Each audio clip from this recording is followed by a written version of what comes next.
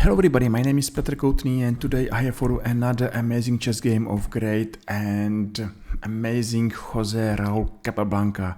Just imagine that this game was played on 1941 and unfortunately Jose Raul Capablanca passed away 1 year later. So that's another big chance to remember one of the greatest chess player ever and to tell him thank you for everything what he did for chess and for us chess players. So let's welcome and let's enjoy this beautiful chess game. I hope that you are going to watch a beautiful chess game and video, and if I'm right, feel free and press like or press follow and made my day. So white is Jose Raul Capablanca, black is Villegas Benito, and this game was played on Olympiad Buenos Aires 1941. Nothing special happened. I think that this is a typical, say, London position, London opening, and white's got slight advantage. But if we are not speaking about theory, let's speak about this position. Of course, white has to think how to bring all his pieces to game. That's the first plan in our chess game.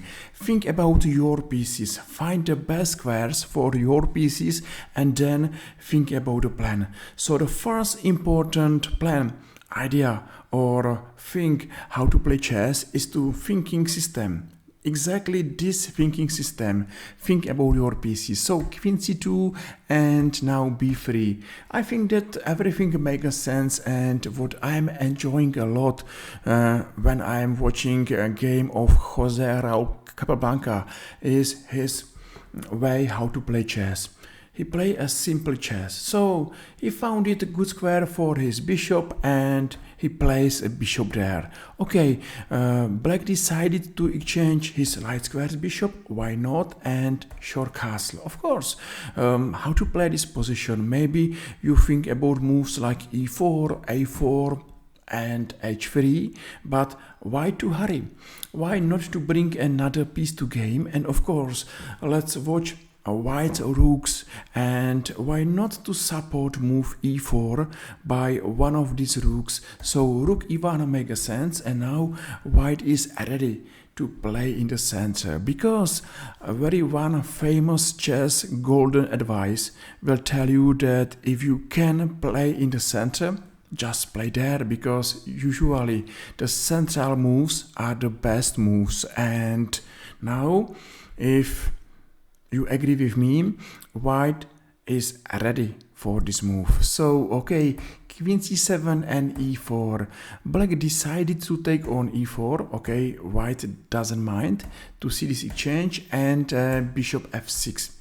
Another plan, of course, should be to push move a d5 or to play knight e5. But two white pieces are not doing the great job, and white played another simple move. He believed that black one day will play rook d8, and it's not healthy to be right. It's unhealthy to stay with our queen in the same file where is opponent's rook. For this reason, white played simple queen e3, and I think that now black is going to play big mistake. This is a typical mistake, and maybe think about this position. Maybe remember this move, because if you are not going to follow this mistake, you should be stronger chess player. Believe me that even 80 years later, lots of chess players are doing the same mistake. Think about black's pieces, and hopefully you agree with me that black's got worst pieces. You know, white is enjoying his position because nearly every white piece is stronger than a black piece. So for black, it's really important to not open position. It's good to remember this advice. Open position when you have stronger pieces, and a locked position if you have feeling that your pieces are not stronger. And exactly here, black is going to open a position.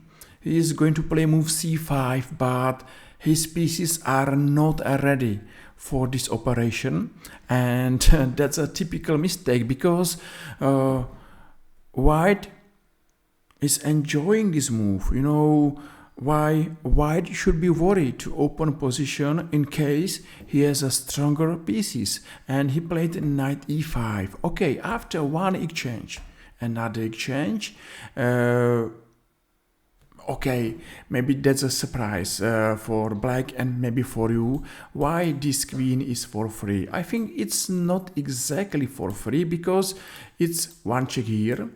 Yes, if black is taking this knight, there is a checkmate, check on g4, and of course everything is working very well for white. So that's the first variation why this queen it's not exactly for free. So say that okay, what's happened if black is going to h8? I think that's a nearly same variation because here is waiting for black a checkmate. To take here, it's the same checkmate. White will take by a bishop on f6. There is no more moves than to go to g8 and wait for the last move of this game, checkmate on g4.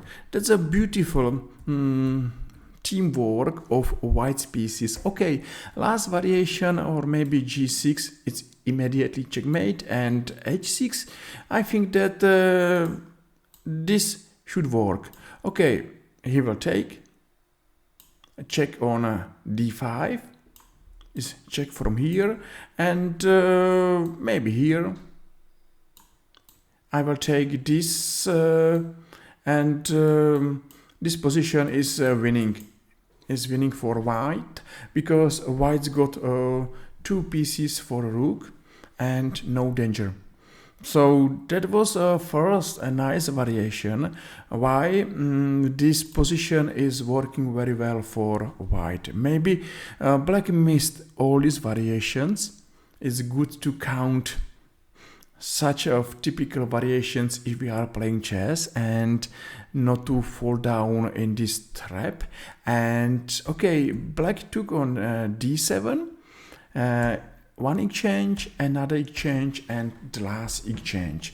Position is opened, but it's a simple clear that white's got advantage because, okay, white is playing with two pieces and black only with one. In open position, two is more than one, and we could follow the open d file. What's the most important plan here, or the factor of this position, is this pawn formation.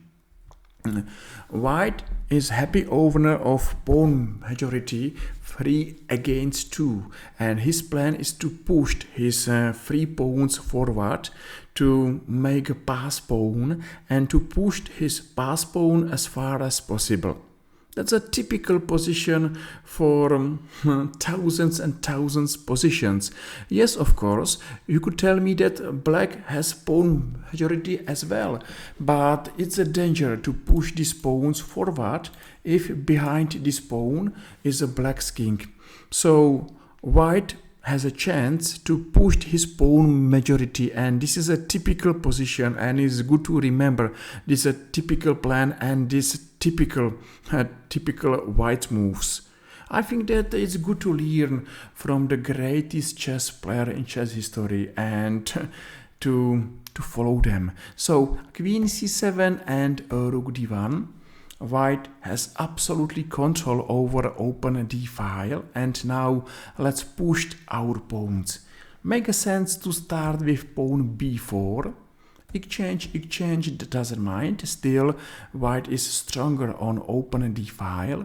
b6 and g3. Okay, I think that this is a good time to make a window to not be surprised someday with checkmate on first rank. So g3 is okay. Sometimes everybody will tell you that in endgame it's important to not hurry, to improve your position, build your position step by step, and then to play your winning plan. And your winning plan exactly here is a pass pawn. Pass pawn is one of the most famous winning plans, and let's watch this game till end. Rook c8 and rook c1. It's good to place our rook behind our pawns because then we could push our pawns. Now rook d8 and queen e3. Of course, you could tell me that white lost a control over d file, but the most important here is not a d file, it's important c5 pass pawn. So exchange queen e4. Yes, there is no way to take this pawn because there is losing a queen, and c4, of course, this pawn is falling down. Or maybe first pawn on h7 is falling down. So rook d5, and now white took this pawn by a b pawn. First question, why is not possible to take by rook? Because there is a pin, queen b4, and this rook is falling down. That's important to see that everything is working well for white. And after move g6, c6. Pass pawn is going and going, and every move further is more and more dangerous. That's why these pass pawns are dangerous, and it's important to remember that the pass pawn is one of the most strongest and famous winning chess plan. If you have chance to play for this plan, just do it. Okay, now a4, rook d6, and that's a big blunder in a hard position. My question to you, what do you think white is going to play here? And maybe take your time and think about this position. What are you playing here if it's your move? And hopefully you found it. Check on e5. That's only check, but that's not only check, because white is taking rook on d6, and of course it's no way how to stop to push our pass pawn to c7 and c8, and that's the power of pass pawns, and that's a great chance to remember one of the greatest chess player ever. Hopefully you enjoyed this video and you saw good game of great Jose Raul Capablanca. One more time, this game was played only 1 year before he passed away. So say well done to him. He was one of the greatest chess player ever, and this game is still beautiful and live. Thank you very much for watching. Hopefully you enjoyed, and if yes, feel free and press like or press follow and made my day. See you soon. Bye bye.